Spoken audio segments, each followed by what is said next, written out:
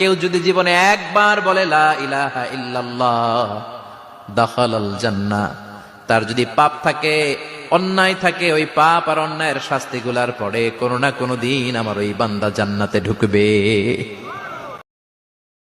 মুনাজাতে এই দোয়াটি পড়লে মুনাজাতটি 100% কবুল হবে। আপনি হাত তোলেন, হাত তুলে মুনাজাতের মধ্যে কত দোয়াই তো পড়েন, কিন্তু যেই দোয়াটির কথা বলবো এই দোয়াটি যদি যে মুনাজাতের মধ্যে আপনি পড়েন ইনশাআল্লাহুল আজিজ 100% সে দোয়া আপনার কবুল হবে, যদি আপনি হালাল ভক্ষণ করে থাকেন আর আপনার যদি ইয়াকিন বিশ্বাস যদি আপনার থাকে।